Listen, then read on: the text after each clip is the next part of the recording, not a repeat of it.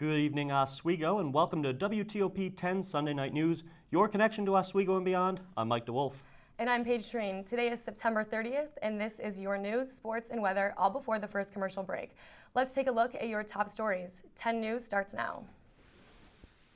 A SUNY Brockport student was found dead in her dorm early Saturday morning. Alexandra Kogut, a freshman, was found early Saturday after her mother filed a complaint saying she couldn't reach her cell phone. And that led to police room where she was found dead. Later that morning, Clayton Whitmore of New Hartford, Kogut's boyfriend, was taken into custody and questioned in the death of Kogut. Her family has asked that they have privacy in their time of grief. Two unrelated Sunday morning shootings in Syracuse have left one man dead and 7 others injured. 3 people were shot outside the B&B Cocktail Lounge on South Avenue after a fight involving several women broke out. Rodney Maddox, 23 of Syracuse, was pronounced dead at the scene. 5 people were also minorly injured at a party on Midland Avenue after being hit by blasts of birdshot. Police have yet to apprehend any suspects and are continuing to investigate both shootings. Now let's take a first look at the weather with Ryan Farrell. Ryan, what's it looking like out there? Thank you, Paige. Well, outside right now, we currently have a temperature of 53 degrees, and we do have some light showers falling at the moment. Just a quick look at our radar. You can see those showers sinking down from the north. That's going to continue for tonight. We can expect to see about a 10th to a 20th of an inch possible. It will be breezy, though, with a west wind at 15 miles per hour. More about that coming up in my full forecast, but for now, back to the desk. Syracuse firefighters made a quick work of a reported fire this evening at 100 Bird Place. At least a dozen police officers responded to the 4:14 p.m. fire after someone was seen running around the area as authorities responded. Minutes later, police took an emotionally distraught woman into custody a half block away. The woman struggled, was placed in handcuffs, and later loaded onto a stretcher and into an ambulance. A young child was carried from the scene and put into another ambulance, and a woman and a young child were reportedly upstairs when the apartment fire started. However, there were no injuries. The state Supreme Court upheld the decision to classify former Oswego Mayor John Gossick as a Level 2 sex offender after Gossick appealed to have his sex offender status changed from a Level 2 to a Level 1 on Friday. They found clear and sufficient evidence that showed Gossick was at a moderate risk for offending again. Gossick resigned as Oswego mayor and served 33 months in federal prison after being arrested by FBI authorities on charges of soliciting sex from underage girls in exchange for money and drugs in September 2005. And later on tonight, we'll have the season premiere of the Weekly Rundown. Joining us right now is Anthony Hill to tell us what's going to happen later on tonight. Mike DeWolf, how are you doing tonight? I'm doing great, Anthony. How are you? All right, so there are 3 stories that made my rundown list. The first one, Benjamin Netanyahu. A lot of you guys probably heard about this.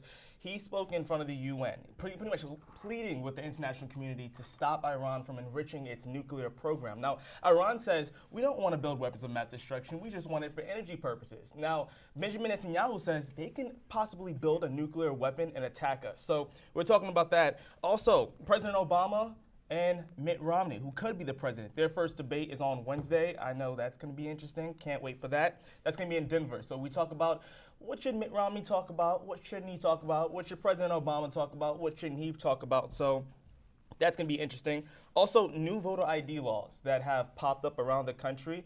A lot of people who oppose it, mostly Democrats, say it's meant to keep minorities, the elderly, and the poor from voting. Republicans, on the other hand, they say that we're not trying to keep anybody from voting. We're just trying to protect the integrity of the vote. However, I must also say there's no real, there's no example of widespread voter ID fraud. So why is it necessary? We're going to talk about it. I mean, it can go both ways. I'll tell you this, though. Shannon, who was one of our camera girls, her grandmother is from the Bronx, and she's from Puerto Rico. Her grandmother's having problems voting because she doesn't have the proper identification. But her grandmother's a citizen. So it's a really real issue out there. So we're going to be talking about it. We have 3 panelists who are smart, and they're coming full force tonight. And we're coming up right after you guys. Thank you very much. I'm really interested to see what's going on. Thanks a lot, It's Anthony. going to be a good show. And we'll see you later. I see you guys. People across the country have rallied around bullied Michigan teen, 16-year-old, to her school's homecoming court as a joke.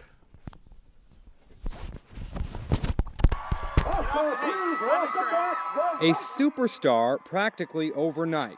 16-year-old Whitney Kropp is a role model to anyone who's ever been bullied. But this sophomore's journey to stardom was no fairy tale. When her peers picked her for the homecoming court as a joke, she had thoughts of suicide. And I'm like, wow, I feel like trash. I feel like I'm a little thing that no one really cares about. At her sister's urging, she decided to keep her title on the court. If I were in your position, that would be really hard to do. It's really hard to do right now because at first I had thought about dropping out of the homecoming court, but I'm not this joke that everyone thinks I am. I can just prove all these kids wrong. Well, that's exactly what she did, and since then, she's been swamped with support. From the local hair salon that gave her a new do, to find out that it was all just a joke, it really touched me. To the Facebook page with over 100,000 fans. It's so cool to see, emails that we're getting or she's getting from parents and other students from all over the place telling their stories and how, it helped them and it touched them. And, my daughter is out there as an inspiration to a lot of people, and it's a really cool thing. See, you're like Cinderella, mistreated, unappreciative, abused, but after much support, you're going to have a great time at the ball. I thought before, no one cares about me. I thought, not even my own brother and sister care, but they're proving me they do care. The world is proving that they, not really care about me, but they care about the situation. Basketball and softball. Folks from all over the state are here tonight. In fact, this group of girls traveled more than an hour away. You left your home football game to come here to support Whitney. Why? We just wanted to show Whitney that our entire student body is completely and 100% behind her. From being bullied to the bully pulpit, she's using her newfound fame to send a message. The kids that are bullying you, do not let them bring you down. Stand up for what you believe in and go with your heart and go with your gut. That's what I did, and look at me now. I'm just as happy as can be. Whitney says she'll likely face bullies again in her future, but she says when that happens, she'll be able to confront them with her head held high and with a new confidence. Reporting from West Branch, Michigan, Chris Welch, CNN.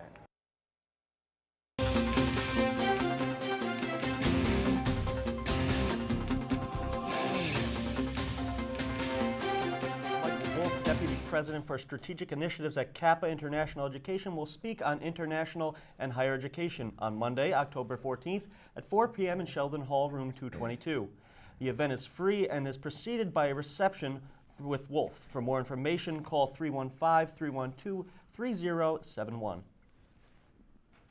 Tyler Art Gallery will feature artwork from SUNY Oswego alumni Hannah Kloss on Tuesday, October 2nd. The Canadian artist of Mohawk heritage will showcase traditional art forms along with photography, digital imagery, and video in order to promote the rethinking of the cultural, historical, and personal boundaries that defines one's identity in her exhibit. The event, Hannah Kloss Intangible Presence, is free and will run from 11:30 to 3 o'clock p.m. For more information, call 312-2113. So we had big news in local sports this week. Oswego High School got their first win in over 20 games. Yes, Michael, they did, and it was a very interesting one as history was broken in Oswego this weekend. The Oswego Buccaneers high school football team won its first game since 2009, riding off a few tough seasons. The Buccaneers tied down, beating New Hartford 44-6 in Oswego Saturday. Now, this event was Oswego's homecoming and held during the afternoon rather than the usual Friday night atmosphere. This is the team's first win under Coach Mike Connors and brings their season total to 1-4. At the end of the game, the homecoming crowd was so excited they even stormed on the field. That's it for now, but coming up, we got a comeback of the ages in the Ryder Cup, the International Football League, great Week 4, and SUNYAC soccer playoffs coming up. And coming up later, we'll have more look at world and national news. When we come back, some sad news in the world of journalism. To start the week, when can we expect these showers? Stay tuned to WTOP 10 at 10.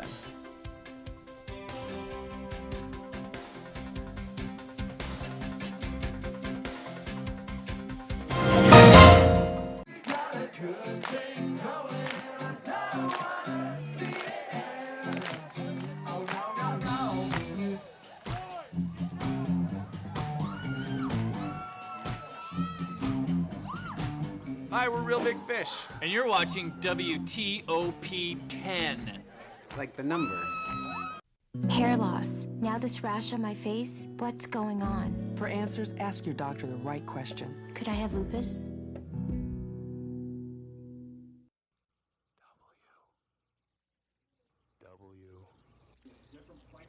W W W W W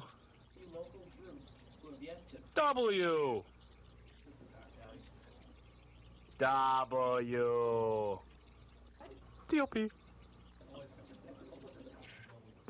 The Oswego MBA program, helping you achieve your goals with a customized curriculum developed with flexibility in mind. Take classes year-round, full or part-time in Oswego, online or at the Metro Center in downtown Syracuse. More information is available online or by calling 315-312-2911.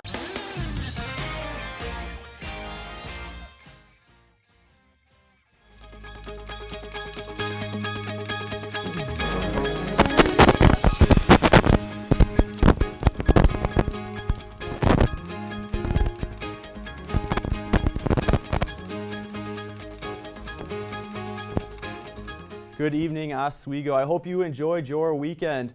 I'm going to take a look at your full forecast. We're going to start out with your radar right now. We have some showers sinking down from the north. As you can see, the current edge of this is just over us right now. That's going to continue on into tonight. I'm going to time out these showers for you. I think this model is a little light on the precipitation. By 2 a.m., we will still be seeing these light showers. But by 8 a.m., as you're heading outdoors, heading out to class or to work, the bulk of these showers should be to our north and east. I can't rule out a slight chance of a light shower as you're heading out in the morning. We can expect about a 10th to a 20th of an inch possible. It will be breezy tonight though, with a west wind at 15 miles per hour. Again, in the morning we can expect a chance for those slight showers, but as we build on into the day, those clouds are going to clear out. We're going to moderate well. We might even touch 70 degrees tomorrow. There will be plenty of sunshine out there, but the winds will still be with us out of the west at 17 to 20 miles per hour. Checking out the temps around the region, we're pretty much in the mid-50s. Our cold spot is Jamestown right now, and our warm spot 64 degrees in New York City. I want you to focus on this low pressure system right now. That will be moving up towards our area as we start midweek. As you can see, within these green showers, there are some yellows. That is indicative of heavier showers and the potential for some lightning and thunder. That's going to come on Wednesday. We'll top out right around 70 degrees. There will be those heavier showers in our region though. As I was saying, an isolated chance for some thunder and lightning.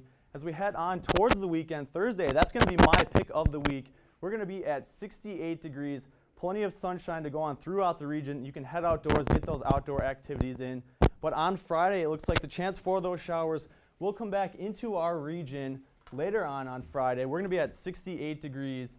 As we start our weekend, it looks like a cold front is going to drop through. So enjoy those nice temperatures in the 70s because it's really going to cool down to start the weekend. I really can't wait for the temperatures in the 70s, but I'm a little bit concerned about when I leave here tonight. Is my suit going to get all wet? It definitely will. We can expect showers for the majority of tonight, but heading out to class tomorrow, you won't really have to contend with any showers. All right, well, I won't have my expensive suit on tomorrow, but bad news for tonight is I might get a little wet. Definitely. That's definitely good news to hear. I mean, as long as it's not snowing, I think I'm good. But you don't have to worry about that. I'll take a little bit of rain. Absolutely. All right, thanks a lot, Ryan. My pleasure.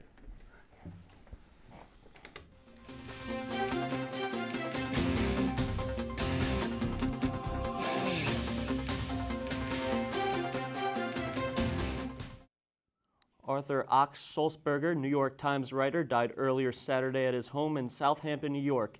He was 86. His death after a long illness was announced by his family. Mr. Sulzberger's tenure as publisher of the newspaper and as chairman and chief executive of the New York Times Company reached across 34 years from the day to post-war America to the twilight of the 20th century, from the era of hot lead and linotype machines and birth of the digital world. He will be very much missed. 25,000 participants took part in the annual Tunnel to Towers run in New York City to commemorate the route firefighter Stephen Siller took from Brooklyn to Manhattan in response to the attacks on the World Trade Center on 9/11. Siller, who ran through the Brooklyn Battery Tunnel in all of his gear to get to the towers, was among the 343 first responders who lost their lives on 9/11. The Stephen Siller Tunnel to Towers Foundation has raised over $16 million to go toward the construction of smart homes for wounded veterans. A portion of a Southern California bridge collapsed Saturday as workers were attempting to demolish another part. The Mulholland Drive Bridge collapse narrowly missed construction crews and is a part of a massive project dubbed Camardegwan 2. The collapse is not expected to delay the scheduled reopening of the 10-mile section of the Interstate 405, one of the busiest freeways in the country. Both presidential candidates are gearing up for Wednesday's big night, the first presidential debate. President Obama and Mitt Romney are finishing up some final campaigning and last-minute debate preparations before facing off in Denver. Christina Muchler reports. The clock is ticking down to Wednesday's presidential debate, with President Obama and Mitt Romney getting ready to go head-to-head for the first time, and their supporters weighing in on who's best prepared. I think both are excellent in their own way. I think you could argue that Mitt has had a lot more recent experience, obviously, but also, Candy, part of it depends on who's moderating. He's been through at least 20 debates in the course of the primaries, and Newt Gingrich himself just the other day said that he's the best debater. He beat all of them. Tim Pawlenty, a Republican, said they think he's a terrific debater. Mitt Romney used Senator Rob Portman of Ohio to act as his opponent while preparing for the debate. And John Kerry played the role of Romney's stand-in for President Obama. The president has a day job. The president's been president and has not had the time to practice. All we hear about is how much Mitt Romney's practicing wherever he goes. So I think people ought to expect Mitt Romney is going to come in there very prepared. He's going to do very well because he's done very well in all the debates. I think sometimes we expect a major breakthrough, you know, the comment that doesn't happen very often. It happened with Reagan and Mondale. It happened with Reagan and Carter. But frankly, I can't remember the last time there was one of these comments that grabbed everybody's attention because, frankly, the candidates are too well prepared. They're well scripted. On Sunday, President Obama headed to Las Vegas for a campaign event, while Mitt Romney attended church in Massachusetts before hunkering down for final debate preparations. I'm Christina Muchler reporting.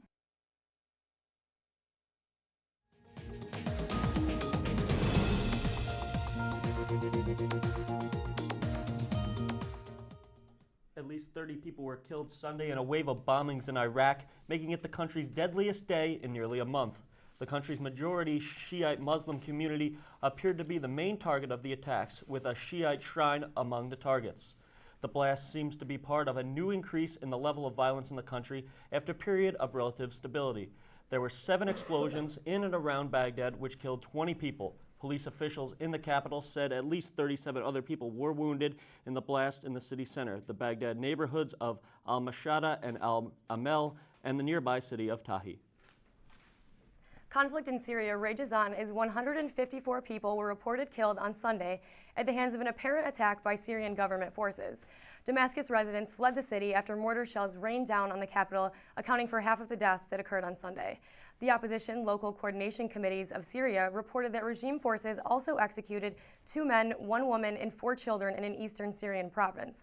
Syrian state media is reporting that the attacks were targeted at an armed terrorist group. When we come back, we will have weird videos with Christy Summers. But first, here is your late night menu.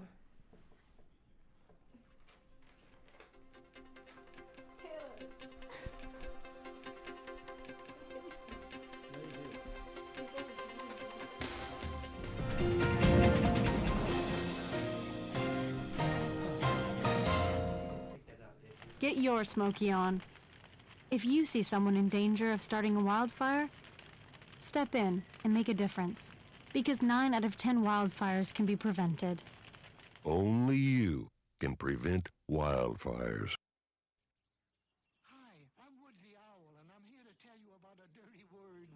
Pollution.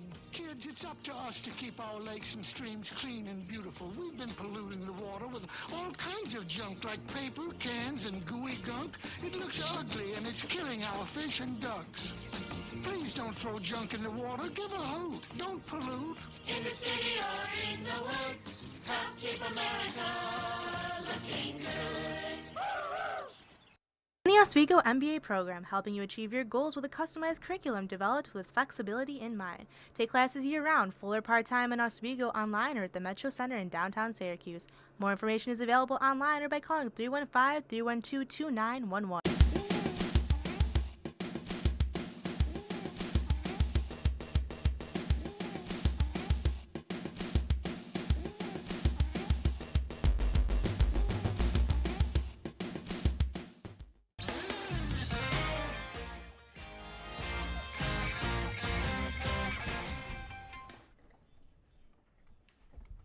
For those of us who love those hysterical videos on the internet, Christy is here to fill us in on today's funny and upcoming videos. Thanks, Paige. This week's funny and upcoming video segment is focused on 3 different videos: a song that has become a hit worldwide, a familiar face that's been taken to a new level, and one of the most ridiculous movie clips you'll ever see. Let's take a look.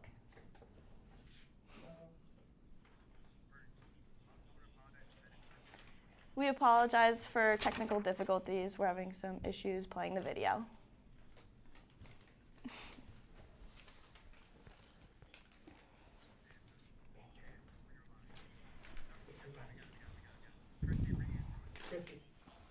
Okay, now that we have the video, we're going to start it.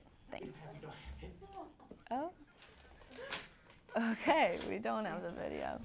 All right, well, Christy, I know there was lots of different viral Yeah. videos going on around the internet, stuff like Gangnam Style and all that. Yeah, that's exactly what I was going to play tonight. Gangnam Style has been huge lately. It's been across the charts. Apparently #1 on iTunes recently. Like on the radio, I hear it all the time. I know we've been playing it around the studio. You've been dancing to it, I've seen. Another video, I know you guys have seen like the obsessive girlfriend meme. Have you seen that before? So they made a video with her in it, and it was really great. She's basically obsessed with this new boyfriend that she has, and she's like making all these creepy comments to him. So there's that. And then the last one I recently found was the worst death scene ever created. It was made in like Taiwan back in the 70s, and it's like this guy being shot, and it hurts him so bad that he screams for like 30 full seconds, and then they shoot him again, and it's the most ridiculous scene I've ever seen, and hopefully we could watch it at some point. But yeah, they sound really great. I mean, the Gangnam Style video is just beyond confusing to me. I know. It just baffles me how something like that can get so viral so fast. I don't know. I'm surprised that it got so popular, but then again, it is really awesome. All right, well, thanks, Christy. No problem.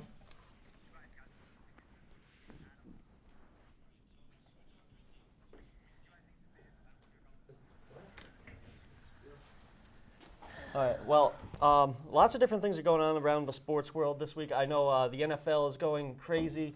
There's the refs are finally back. I know that. I'm most interested in the Oswego football. I mean, I think that's great. It's the first win they've had in 2 years, and I mean, congratulations to them from everyone here.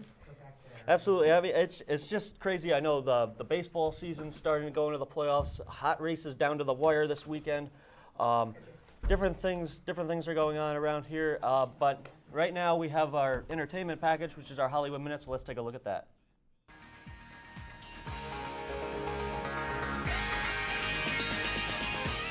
Justin Bieber gives new meaning to the saying, "The show must go on." The pop star got sick during the kickoff concert of his Believe tour Saturday night in Arizona. According to The Hollywood Reporter, he actually threw up on stage twice. After taking a brief break, Bieber returned to the stage and explained to his fans he wasn't feeling well, but he continued performing. Later that night, Bieber tweeted a picture of himself saying he was resting up for the next show.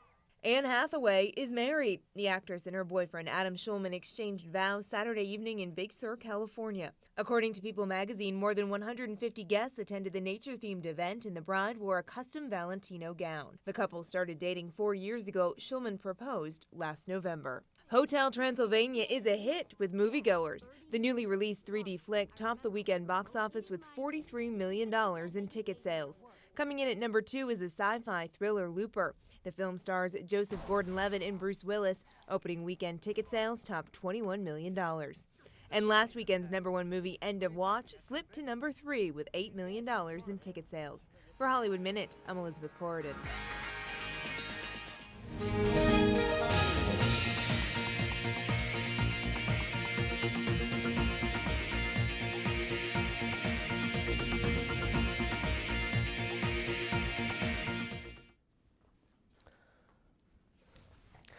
The Ryder Cup came to an end Sunday with a surprising victor. The United States came into the final round with a convincing lead and a patriotic crowd, but it was not enough to hold the solid European squad, who performed one of the biggest comebacks in Ryder Cup history, tracking back to 1979. With 6 single matches taking place, the United States only won one of them. The Cup came down to the 18th hole when Martin Keimer outlasted Steve Stricker to keep the title in Europe's hands. NFL Weeks 4 brought with it some more interesting games. The Falcons beat the Panthers 30-28. The Vikings knocked down the Lions 20-13. The Chargers bolted the Chiefs 37-20. The Seahawks lost to the Rams 19-13. The 49ers embarrassed the Jets 34-0. Texans down the Titans 38-14. The Broncos bucked the Raiders 37-6. Cardinals beat the Dolphins 24-21 in overtime, and the Bengals bit the Jaguars 27-10. Packers beat the Saints 28-27. The Redskins down the Buccaneers 24-22, and currently we have an update in this Sunday night game between the Eagles and Giants, 10-3 with 9:50 left in the third quarter. Eagles are up on the Giants. This weekend in SUNYAC soccer, Nikki Liadka scored for the second straight day as the Oswego State women's soccer team evened its league record after a 2-1 win over Plattsburgh. The Lakers' second shot of the game resulted in a goal by Bree Dolan at the 18-minute mark. After Oswego's State goal, the Cardinals fought back, trying to tie the game, and scored the goal. Minutes after, Liadka scored to put the visiting team back on top. Joy Trainer insisted the eventual game-winning goal as Oswego State looks to win its third game in a row when it goes on the road to face Fredonia Friday at 4 p.m. That's all for sports. I'm Adam Rupsick. Now back over to the news desk. All right, thank you, Adam, and stay tuned. We'll be back right here in 90 seconds.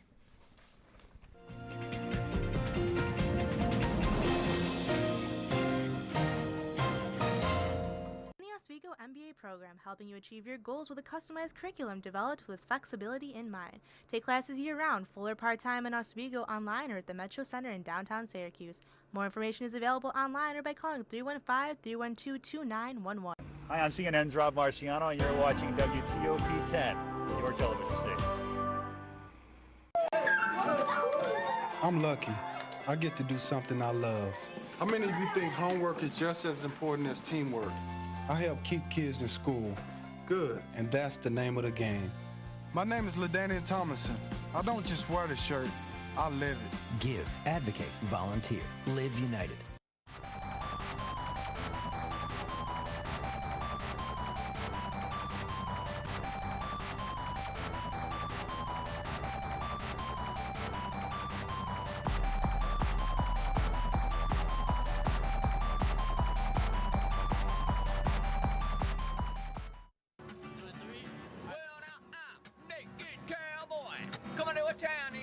You're watching WTOP TV 10, Oswego, New York. I'm Naked. Come on. 10 seconds.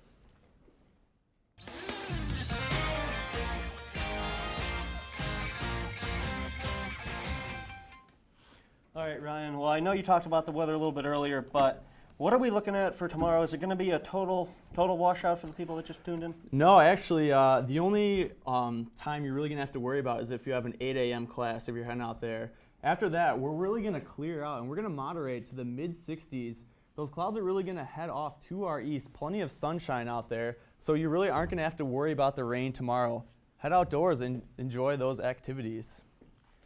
All right, and Adam, I know the football, the Oswego State finally got their win, so it's a big congratulations to them. Yes, definitely so. A couple seasons without one, get one in front of your crowd, and on homecoming. Couldn't come nowhere at a special time. Absolutely. I mean, I was there for the event, so I got to see the whole field rush on. It was just something pretty special that day over there. Yeah, definitely a rise up for all the kids on that team and the school as a whole to get that win. Absolutely. Well, folks, that'll do it for us here at WTOP 10 for the 10 News team. I'm Adam Rupsick. I'm Ryan Farrell. I'm Paige Trainer. And I'm Mike DeWolf. Stay tuned. The weekly rundown is starting right now.